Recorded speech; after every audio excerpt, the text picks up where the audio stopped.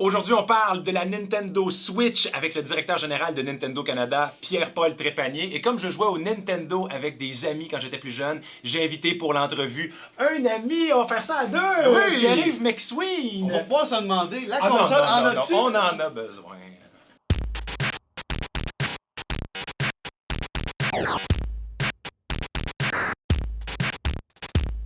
On est avec Pierre-Paul Trépanier, directeur général de Nintendo Canada. Merci beaucoup. Ben merci. Je te présente Pierre-Yves McSween. Bonjour, salut Pierre-Yves. On est Bonjour. ici pour parler de la fameuse Nintendo Switch, la plus récente console de Nintendo. C'est quoi? C'est une console portable. Il y a un peu de confusion. C'est une console de salon. Explique-nous. OK, ben c'est une console de salon qui comme une console de salon performante, là, mais qu'on peut amener avec nous n'importe où.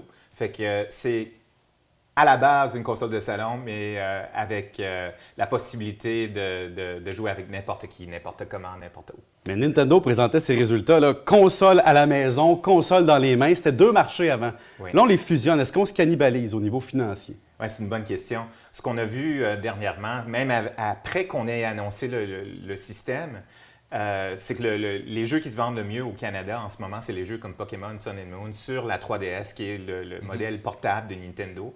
Et c'est une affaire qui continue à aller très, très bien. Et nous croyons et nous espérons qu'il va continuer à y avoir deux piliers à notre affaire, c'est-à-dire le pilier console et le pilier portable. Et on a beaucoup de jeux qui viennent sur les deux plateformes pour l'année 2017 et le futur. Fait qu'on espère que ça va continuer à bien marcher des deux côtés. Vous allez continuer de développer pour la 3DS quand même. C'est pas terminé. C'est pas terminé du tout. On a un line-up très fort, très robuste pour l'année 2017, incluant des nouveaux jeux dans les franchises Fire Emblem, Pikmin, etc. et d'autres qu'on va annoncer à E3 cette année. On ne peut pas faire autrement que de remarquer la ressemblance entre la Nintendo Switch et la Nintendo Wii U qui la précédait, la fameuse manette, un écran dans le centre. Est-ce que la Switch est ce qu'aurait dû être la Wii U, mais on n'avait pas encore la technique puis les moyens pour offrir ça? Bien, c'est très différent. Avec la Wii U, on avait deux écrans. On jouait sur l'écran qui faisait partie du contrôleur et on jouait principalement au grand écran, à la télé. Là, c'est assez différent dans le sens que il n'y a jamais le jeu sur deux écrans. On joue ou bien à la télé et aussitôt qu'on sort le système de sa station d'accueil, le jeu passe c'est bien installé, ça passe instantanément à l'écran LCD sur le système lui-même. Et donc, on n'a qu'un écran sur lequel on joue à n'importe quel moment. L'écran est maintenant tactile. Ça veut donc dire que je ne pourrai jamais jouer à un jeu tactile sur ma télé. Parce que l'écran devient la console. Exactement. Jusqu'à tout récemment, la plupart des jeux, tous les jeux Nintendo, sont des jeux qu'on peut jouer dans les... En fait, il y a trois modes différents. Il y a le mode à la télé, il y a le mode portable, comme on le voit ici, et il y a aussi le mode sur table, donc avec le socle qu'il y a derrière, on peut l'ouvrir, le déposer sur une table, et comme ça devient un écran qu'on peut mettre n'importe où, que ce soit, dans mon cas, dans l'avion hier, sur la petite table. Une table à manger ou peu importe. Ça peut être n'importe où, la table de pique-nique dehors, derrière la maison. Mais parlons budget famille. Là. Mettons, la famille elle a son budget iPad, son budget ordinateur, son budget cellulaire. Et plus de 80 de la publicité maintenant, les médias, va vers le cellulaire. Donc, comment convaincre une famille de dire ça, il y a une différenciation assez grande pour aller jouer là-dessus plutôt que tout le reste des supports qu'on paye déjà? Oui, bien pour les familles, je pense que le divertissement que le système offre avec des jeux comme 1-2 Switch, qui sont des jeux vraiment où on peut créer des fêtes instantanées pour les fêtes des enfants, quand on se rencontre en famille, ou même avec les jeunes adultes, les ados chez nous qui se rencontrent. On peut, avec des jeux comme ça, passer des heures et des heures à s'amuser, à avoir des expériences de divertissement qu'on ne peut pas avoir n'importe où. C'est des jeux, par exemple, dans 1-2 Switch, où on doit traire des vaches et se regarder dans les yeux pour voir qui est le meilleur, jouer au ping-pong invisible.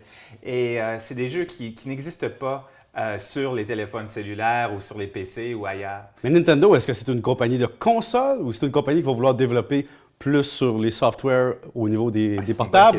Où on s'en va? Qu'est-ce qui fait de la marge, dans le fond? Parce que le bénéfice de Nintendo est un peu un yo-yo. Ouais. Donc, on va vers quoi? Nintendo, à la base, c'est justement le mariage de ces deux choses-là.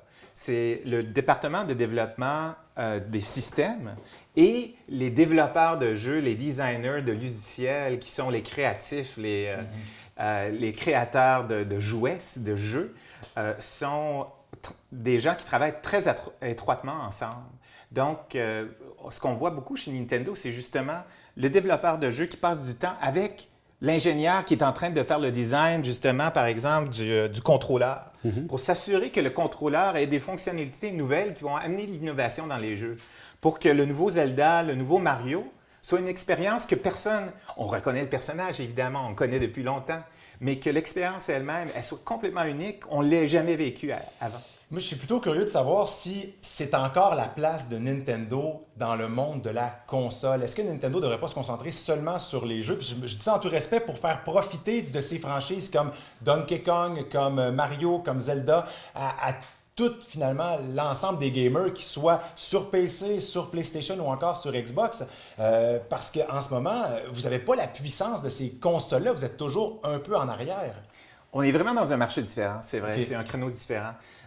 Nintendo plaît aux gamers plus accros avec des jeux justement comme Zelda où on va y passer des douzaines, des centaines d'heures, mais aussi aux familles, aux enfants. Ça a toujours été une console de jeux plus familiale, plus universelle. Et Nintendo a du succès quand on réussit justement à trouver un aspect interactif entre le jeu, entre ce qu'on voit à l'écran, et peut-être une nouvelle manette, une nouvelle façon d'interagir avec le jeu qu'on ne peut pas avoir ailleurs. Alors, les jeux comme un de Switch ne peuvent pas exister sur une autre plateforme. Par exemple, on a un jeu dans un de Switch où on doit prendre une des deux Joy-Con, là, je vais en sortir une ici, on la tient comme ça, on la tourne comme si c'était un coffre-fort, excuse-moi. Et puis, on sent... Il y a un système de vibration HD qu'on ne peut pas avoir ailleurs. Oui, mais une fois, mettons, l'effet de réseau. Là, si on disait tout le monde au monde pouvait jouer à des jeux Nintendo, par exemple, avec des consoles totalement différentes. Oublions celle qui a des mouvements, par exemple, un Zelda ou peu importe le jeu. Est-ce que c'est pas ça le but ultime, c'est de faire jouer tout le monde sur toutes les consoles et non pas d'avoir son effet de réseau avec sa propre console? Non, on croit que... avoir la possibilité d'inventer le mode d'interaction et le contrôleur lui-même nous permet d'amener de l'innovation dans le jeu qu'on n'aurait pas ailleurs. Par contre, il y a une façon de présenter et d'introduire les grandes marques et les personnages de Nintendo, les Pokémon, les Mario, les Fire Emblems, à une plus grande cible. Et c'est via les systèmes, les appareils intelligents comme les téléphones. Et on fait ça depuis l'été passé avec des jeux comme Pokémon Go, qui ont beaucoup d'intérêt et qui premièrement, créent des nouvelles générations de fans et qui, en plus, ramènent les fans qui jouaient au Pokémon dans le temps dans le marché. Et ce qu'on voit, nous, dans nos ventes à nous, c'est que les jeux traditionnels de Pokémon comme X et Y qu'on a lancés il y a 2-3 ans ont des remontées de ventes inexpliquées. Mais comme l'action a monté à cause de ces fameux jeux on the go, si on veut. Exact. Mais ça a baissé un peu. Nintendo a dit oui, c'est le fun, mais c'est pas hyper payant pour nous. C'est pas ça notre marché. Donc, c'est juste de la publicité pour la compagnie ou il y a vraiment un marché intéressant à développer? Ah, c'est sûr que il y a de l'argent à faire de ce côté-là aussi, et même avec le lancement de Super Mario Run au mois de décembre, et récemment, il y a quelques semaines, Fire Emblem Heroes. C'est des jeux qui marchent très bien, qui font des marges de profit intéressantes. Mais le but ultime, c'est justement de ramener vers un jeu traditionnel, plus approfondi, avec plus de stratégie, un jeu qui va durer 40 heures, 60 heures, 100 heures, plutôt qu'une expérience sur le téléphone qui dure 5 minutes. Parlons d'argent, un petit jeu, là. Justement, on est une famille, on s'achète la console pour 400 $ par exemple. Ouais. Comment ça me coûte d'avoir plusieurs jeux? Je vais-tu aller dans les 5 000 $? Comment je peux jouer, moi, à beaucoup de choses pour pas cher, là, pour longtemps? Il y a toutes sortes de prix. Hein? Okay. Nous, on veut un bon ratio de heures de plaisir par dollar investi. Oui, c'est un bon ratio. C'est intéressant quand tu penses aux autres formes de divertissement qu'il y a. Le jeu vidéo, à mon avis, est incomparable. C'est difficile à battre. Mais combien vont coûter les jeux? Puis à quelle fréquence je vais devoir les changer aussi? C'est quoi la durée de vie? Bien, par exemple, un jeu comme Zelda Breath of the Wild qu'on lance vendredi, tu peux facilement passer 50, 60, peut-être une centaine d'heures là-dessus. Et ça se vend à 79 $. C'est 80 $ au Canada.